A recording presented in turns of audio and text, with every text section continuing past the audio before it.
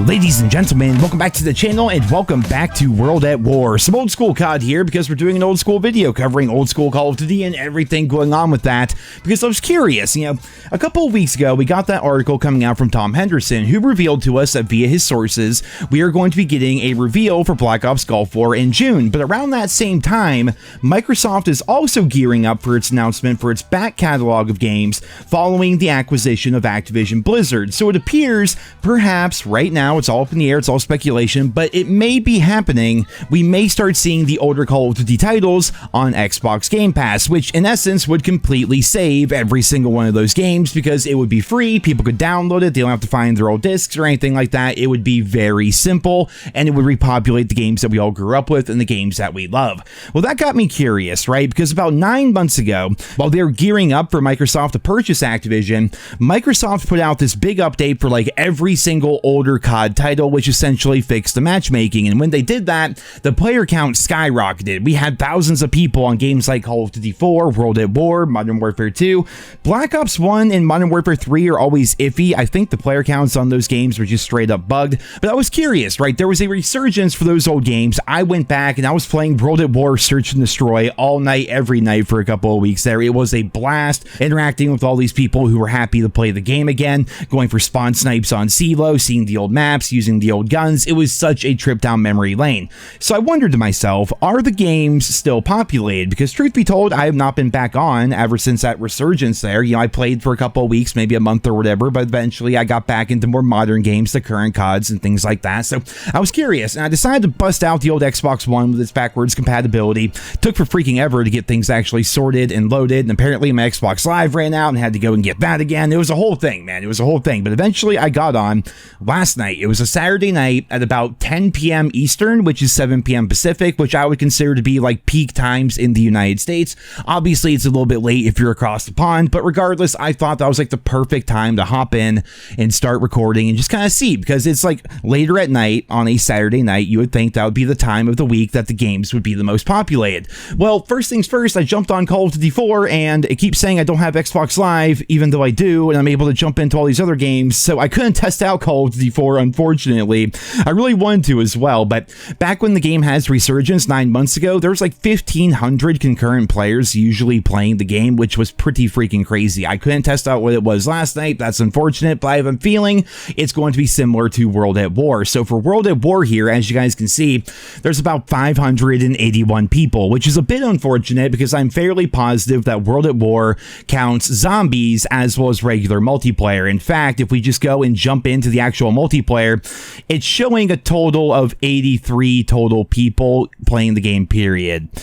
That's really rough right there. So I guess the rest of the people are either maybe they're connected to the game, maybe they're doing campaign, maybe they're doing zombies. I'm not entirely sure, but we have people in Team Deathmatch. Apparently, somehow, there were 18 people in Ground War, and eventually I was able to get into a Ground War match, but think about it, it's 9v9. If there's 18 people in the playlist, there's probably one lobby going around the entire world, so I had to wait for somebody to back out. Eventually, I got into the Ground War lobby, being spawn trapped in World at War by dogs and sniper rifles. Man, it took me back. Man, it felt good. I also jumped into a game of Team Deathmatch, and the queue times are really quick, believe it or not. Despite the fact that there's 83 total people in the game, this doesn't have all the skill-based matchmaking bullshit. It doesn't have all the algorithms or anything, man. It just, if you can join, it will throw you into the lobby, and I end up getting into this match here on Dome. This guy's using the Jug MP40 drop shotting. All these years later, he's still doing it. My goodness. So, of course, I had to drop him with the teabag, which of course he did not like. We get back to the pregame lobby.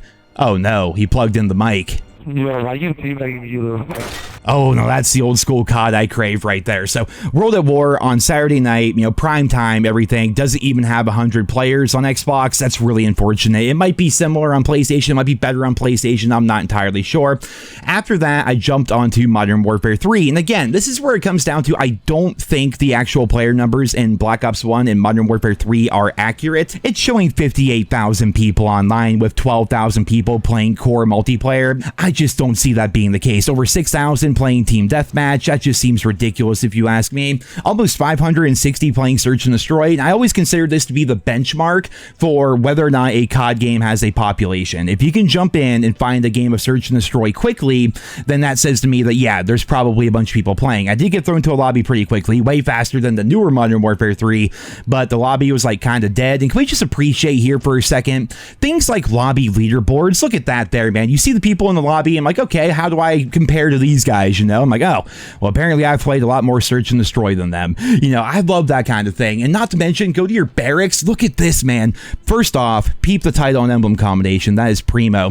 But then after that, over there on the right-hand side, in Modern Warfare 3, they had access to your COD account even before your COD account really became a thing. So on that gamer tag or on that account, it would show your previous prestiges from the previous CODs. How cool is that? Like, prestige mode was so cool back when, and people loved it so much that they displayed your old ones from the previous games. And I loved looking like a big old nerd when I played Modern Warfare 3, being max rank in all the previous Call of Duty titles. You may be wondering, well, Nero, how come you only had 5 days and 3 hours played? Well, old school fans of the channel will remember that I got the 10th prestige in Modern Warfare 3, had really good stats, played with friends all the time, but once I hit 10th prestige, I was at the end of my grind. Then I did the prestige token glitch to get more prestige tokens, and they banned me.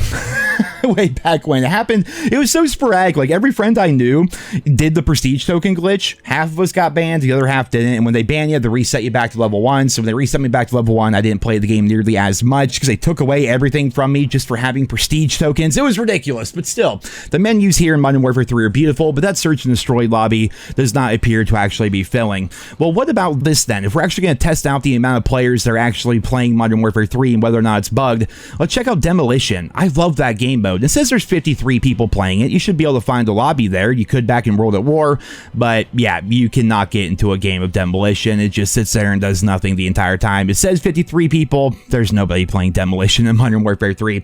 After that, I jumped into Ground War, and eventually that did end up working. And oh my goodness, just like World at War, I'm being spawn trapped by air support. Can we just all agree for a second that the OG Modern Warfare 3, for the positives that it had a lot of negatives. And let me tell you, that freaking support package with support stealth bombers, support advanced UAVs, and support juggernauts was such a terrible, horrible idea. So that was pretty much the end of my little experiment. I didn't spend all night on it or anything like that, but I just wanted to go back. I was curious to see how the older Call of Duty games were doing after that resurgence that they had 9 months ago. And it appears the games are still playable. It's going to take you a little bit on occasion to find the right lobby. Typically, you're going to be relegated to only being able to play Team Deathmatch, maybe Domination, maybe Ground War, but that's pretty much it.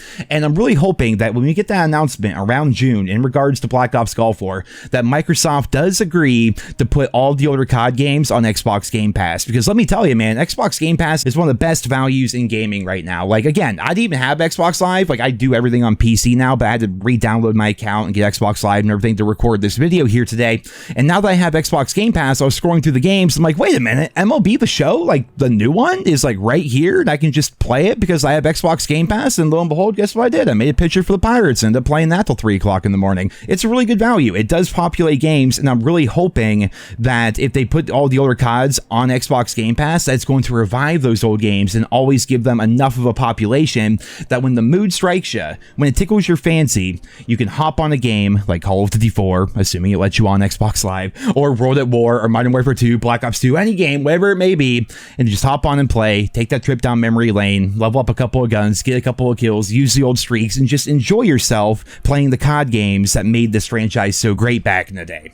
Ladies and gentlemen, that's pretty much it for this video here today. I hope you enjoyed it. Leave your thoughts and feedback down there in the comments, and also let me know, which older Call of Duty title do you continuously find yourself going back to for one reason or another? Let me know about that. Tell me which game and tell me why down there in the comments. Thank you all so much for listening, and I hope you guys all have a wonderful day.